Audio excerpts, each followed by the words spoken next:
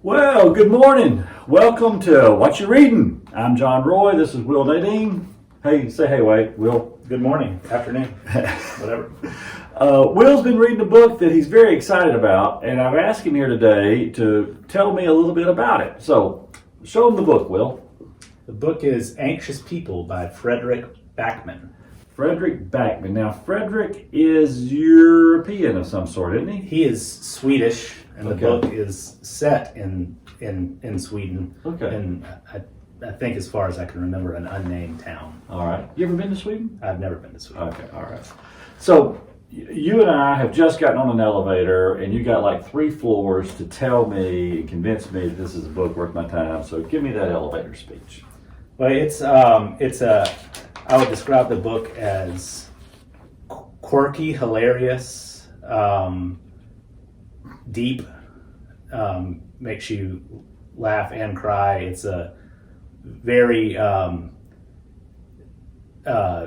sort of intertwined story of a bunch of characters who the short version is one of the characters tried to rob a bank and inadvertently ended up holding a bunch of people hostage in an apartment, and the sort of story unwinds of the police that show up on the scene trying to figure out what's going on, the people in the apartment trying to figure out what's going on, and the person who ended up holding them hostage trying to understand how they got themselves in this mess, more or less. And it kind of dives into some of the lives of each of those people along the way and things like that. All right. So it is fiction now, okay? Now, fiction, when I was a child, I used to think that nonfiction was truth and fiction was untruth, but that's not the case. Fiction can be very much the truth. It's not factual. It's not like this story actually happened in this small town. Yeah. But fiction can be very true. It tells you true images of people and of the world that we live in. So, all right. So I'm interested enough to ask you some more questions. Okay. All right. What feelings did this book evoke for you? Well, like I said, it's almost all of them. It starts off, the writing style is very quick and sort of jumps around, and the delivery makes you laugh. But as you get to know the characters, there's a lot of deepness and relationships between the parents and children and couples and all that kind of stuff. So some of the feelings might be about your own marriage or being a child of adult parents or having children of your own. Yeah. So a lot of those emotions that are crisscrossing all of our lives. Yeah. All right. So which character in the book did you like the most? And which character in the book did you find the most annoying? So there's an older couple that are held hostage in the apartment that are I thought very endearing. Okay. I enjoyed their story and back and forth about their relationship and things like that. I think the most annoying and maybe the quote-unquote main character, he's not the main character because you don't hear a whole lot about him really, but the person who is holding the hostages and doing the bank robbery. Does he have a name? No. Okay. So it's told from, is the narrator telling it from his perspective? Yeah, so narrated. There's a lot of dialogue. There's some chapters that are police interviews with each of the characters as you go along. So it sort of jumps back and forth in time between the police interviewing the people after the fact and then them in the situation. Okay. So, All right. Do you have some quotes from the book that you found compelling that you'd like to share? So this is the second paragraph of the book Okay. that I think sort of gets into what it's about. Here it goes. This story is about a lot of things, but mostly it's about idiots. So it needs saying from the outset that it's always very easy to declare that other people are idiots, but only if you forget how idiotically difficult being human is, especially if you have other people you're trying to be a reasonably good human being for. That's a great quote. Yeah, it is. I mean, I can see how that would pull people in, because we're all quick to judge others as the idiots in the situation. Yeah.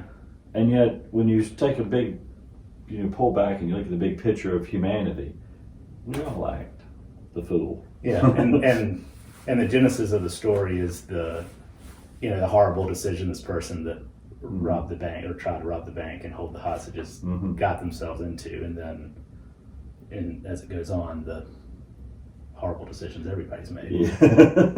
Yeah. And then just for the writing style, this is chapter 2. The entire chapter goes like this. 10 years ago, a man was standing on a bridge. This story isn't about that man, so you don't really need to think about him right now. Well, obviously, you can't help thinking about him. It's like saying, don't think about cookies. And now you're thinking about cookies. Don't think about cookies. All you need to know is that a man was standing on a bridge 10 years ago, up on the railing, high above the water at the end of his life. Don't think about that anymore now. Think about something nicer. How about cookies? So that's chapter 2. So that's kind of how the story is delivered. Okay. It's sort of. He wrote a book that was turned into a miniseries on Hulu called Beartown. And it's about it's quirky. It's about a former NHL hockey player who, they don't really tell you exactly why, but his career was kind of cut short. Maybe he wasn't terribly good. Maybe he got injured just kind of mysteriously. You don't understand that. But that's the story, but that's not the way it begins. Right. The way it begins is there's these two people in a distance on this snowy mountain. And this one person is about 40 yards behind the other. And so it's about a 4 minutes of this scene shot of this person who's 40 yards behind this other person just stretching through the snow, catching them. And it takes them about 4 minutes to get within 7 or 8 yards of them. So it's just complete silence. There's no music playing in the background. And you know how white a snowy background is. And so and the camera is at a distance, and then it comes closer. And it never shows you the faces. It just shows you that they're dressed in warm clothes, of course. And when this person gets within 8 or 10 yards of this other person, they shoot them. And then he goes to this story about this ice hockey coach. Yeah. And you're thinking the whole first episode, what in heaven's name Was that? was that at the beginning? Yeah. Because this show hasn't been anything about what we saw at the beginning. Yeah. And so it pulls you back in. I mean, it's like you're thinking about cookies. The whole time you're watching it, you're thinking, somebody shot somebody. They haven't even said a word about that. I haven't even seen any violence, any tension. Yeah. And so but your whole mind is always back on that cookie. It's because you said, don't think about cookies. Yeah. Yeah. It's a good way of delivering like that. The book is one of those where it's these things you read in the beginning, later on you sort of see a connection towards the end. Now it says, it's called Anxious People. Would you say that everybody falls in that category of anxious people in this story? Yes. Okay. Yeah. I would say every character in the story is. And I would say, from watching the human lives around me unfold, that most humanity is very anxious. Mm-hmm. Children, probably the least so, until they go to school and begin to take tests and begin to feel the pressure of that. But the rest of us feel anxiety once you have a child, you're worried about them, and Yeah. once you have a job, you're kind of worried about losing the job. I mean, so Yeah. there's a lot of anxiety that comes along with adulthood. Yeah. So I can see how this would be a very a great way to tell this story of humanity. Yeah. That's more or less what it is, and the story doesn't really explicitly get into the characters' anxieties, although they're apparent. They're through the apparent, story. okay. Yeah. All right. Well, may I hold the book? Yeah. All right. To me, sounds a little bit like Wes Anderson, if you've ever seen a Wes Anderson movie, but maybe not. But Frederick Backman's novel called An Anxious People. If you want something quirky, something to make you laugh, something that takes your mind to another place, and actually takes you to Sweden too. Yeah. So take a look at it. All right. Anxious People. Thanks for joining us. Bye.